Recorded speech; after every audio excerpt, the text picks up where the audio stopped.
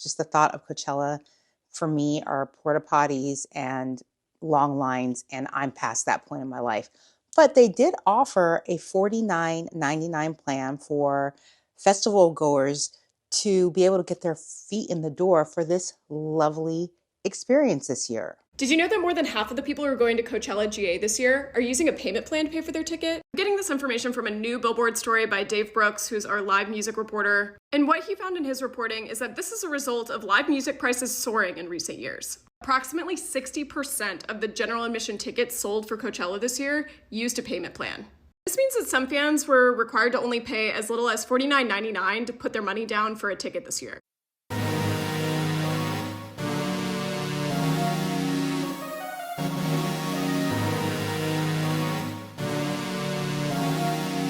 Watching the videos of Coachella, I'm getting the ick. The shower situation at Coachella is awful. You will have to wait hours in line every single day just to take like a 5-minute shower. And people on TikTok are always posting videos saying that most attendees don't even clean up after themselves. So you just feel dirty the whole time. Ironically, for some reason, the crowd at Coachella is always super dead. Like if you look around, it's almost like no one is singing or dancing along to the music, and everyone just has their phone out and is recording silently. I'm itching. I'm grossed out. But you know what? I don't want to talk negatively on a concert goer doing camping, because in their minds they were going camping. I just don't think that they realized that they were going camping with so many other people, and I don't think they factored in all the additional costs. Welcome to my crib. We're car camping at Coachella. This is the entrance. You have to take your shoes off before you come in. Over here to the left is our sleeping situation. It's super comfortable. Over here is our kitchen. We got our refrigerators. We got some drinks. In here we got some food. Over here we got our dining table. We have our pantries down here. We got a little bit of snacks. This is more of like the carby food. Over here we have our stuff drawer. It just has stuff in it. Here's our vanity. This is where we're gonna get ready. There's just some more stuff, like the shower stuff. This little power bank so we can do our hair, charge our phones and all of that. We got our living room area. This is it. Super comfy, super cozy. I did bring a rug because it was recommended, and that was like the best thing that we did. And then we have our bathroom and our shower. Check it out. This is the floor mat. You could hang your towel. We also have a shower bag in here. Just filled it up. Here we just have like some extra stuff. We were off to a rough start, but I think we got the groove of things now. We're gonna be okay. We're gonna survive. Hope you guys like my car tour. Coachella partnering with Ticketmaster, allowing them to pay $49.99 to get their feet through the door. And then after that, they continue paying a fee to pay off the tickets. I think the tickets were starting at like $1,000. And I don't know if that's for the campsite or the actual concert. I don't know a whole lot about Coachella, because your girl's at a point in her life where if there are not chairs and AC involved, I won't be there. Now, I remember in my youth when I would go to a concert, but there were even outdoor concerts, I feel like there were chairs and it wasn't just a bunch of standing around. And yes, if you did have to go and use the bathroom, you did have to make sure that you planned around your favorite artists, because you didn't want to go to the bathroom and miss your favorite artists and come back and have to come all the way back to your seat. So it's not like I didn't have fun. This is just not my typical thought of what fun would be. Number one, the logistics of it all. The logistics of having to get friends together, find a place to camp. Some people were waiting over 18 hours to camp. Like it was just to find a spot to camp. Then once you did that, you had to go find the showers there and stand in line at the showers. It just seemed like a horrible experience. Now, if you mix that with a little alcohol and you know what else, maybe they had a good time. But there were legit videos where people were saying that they were in line to get to the campgrounds where they were afraid to drink water because there was nowhere to use the restroom. And there were people like in bushes using the restroom, 1 and 2, which is pretty gross. And there were policemen there that were fining people for, using the restroom out in these bushes. So, I mean, just listening to all that, Coachella just doesn't really sound like a great time. But then, of course, you have the influencers who have a different experience and the celebrities, because they're actually flown out on a jet, and it takes them, if they're in California, 25 minutes to get there. They're staying in a great resort. 60% of the people who were at Coachella were on a payment plan this year. 60%. And Coachella is marketing to more of a younger crowd. So these are younger people who want to have a great time for 2 or 3 days, or however many days the festival is. The festival's over, and now they're still making these payments. These are probably, if they made payments to Coachella, these are probably younger people who also have Afterpay payments. Klarna payments. What's the other one? Affirm payments.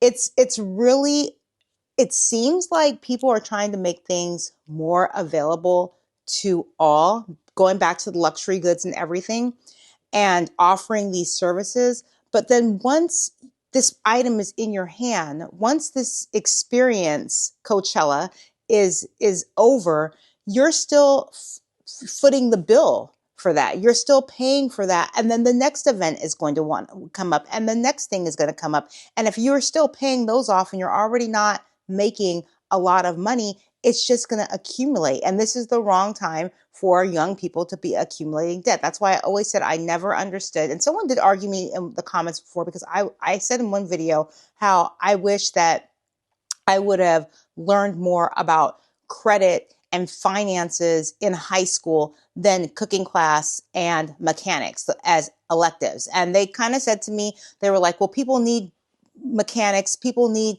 cooking.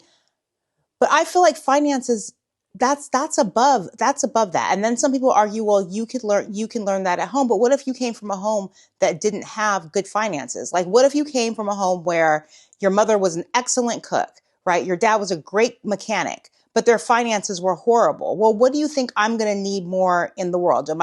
Cooking, we have phones. We have these. You can YouTube how to make literally anything these days. You can YouTube, I won't say mechanics, because that I'm not going under the engine of anything. I'm just gonna take it down to the shop. But finances, that's something that should be, I think, taught in school. And now that they're saying that a lot of people don't even have the attention span to learn the basic things in school as there is, like, do you even attempt to teach that class? I don't know. I'm saying the youth, and I'm middle-aged, so I am saying the youth, they are being set up for the worst. They're being set up because all they're seeing are these people on their phones going to all of these events. They're seeing people become influencers, and not everyone's going to make it to be a big influencer. There are, I don't know how many people on YouTube, but there's only a small percentage of people who are making big bucks on YouTube and TikTok and Instagram. It's not really a free for all. You have to put in the work, and sometimes even when you put in the work, you don't get the reward. Sometimes it just takes that luck of the draw video and you go viral. Sometimes it takes that luck of the draw TikTok, you go viral. Instagram, you go viral. That doesn't happen for anyone. So now I'm kind of just like fearing for the youth, because, I'm like, wow, like, yeah, they went there for those few days, but now you still have this payment racking up, and you can't tell me you're not going to need more things or want to do more things during the year. So the whole payment plan thing, I know for some people going there saying, I can't afford it, but this is a way for me to afford it. I really wish that people would start looking at the big picture of everything. They're allowing you to afford things, not just Coachella, allowing you to afford things in life because they want to keep you in debt. Right now, the US, I can only speak about the US, they are in 1 point something trillion credit card debt. It's like for the whole country, like the whole country is carrying over a balance, and it's like in the trillions of credit card debt, and people are living off of them. They're not only living off of credit cards, they're living off of credit cards now and payment plans. And the enticing thing with the payment plans is they're telling you it's 0% interest. But if you miss that, if you have that minimum wage job and you miss that one payment, then you're potentially damaging your credit. And And all for a concert where you had to drive and stay in a line for 12 hours, shower outside, eat hot dogs that were, or tacos that were 4 tacos, $102 with a drink. Starving, so let's come get nachos. The one thing I didn't want, no, tacos. The one thing I didn't want to do, and now I'm doing it. It's okay. So while I wait for the tacos, I got another, how much is it? $17? $17 lemonade. It's mostly ice, but it's so good. $120-ish worth of food, guys. I'm not gonna lie, they're not good. They're not good at all.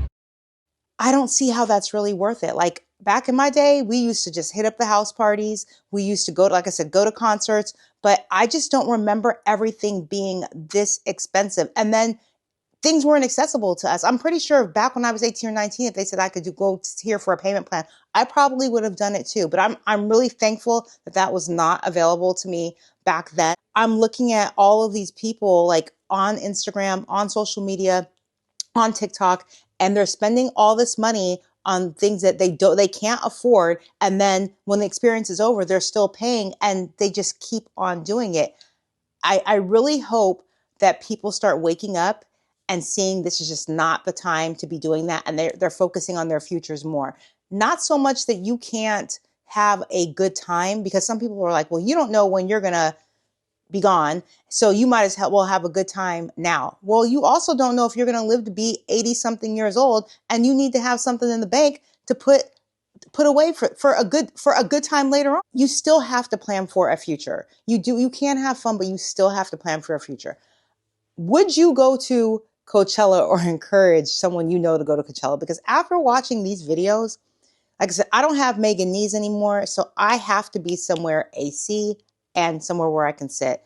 I just don't think Coachella is a place I'd want to be. I don't even think I'd want my child to experience that. It just sounds like a horrible experience. For the people who went, I really hope that you have a good time. But from a lot of the videos I saw, people said that they're a one and done, that they're never doing it again. So I wonder what they're going to do next year to entice people to go. I don't know. What are your thoughts? I think the whole thing was just gross. It just, like I said, it just gave me the ick. I'll talk to you guys in the next one. Peace.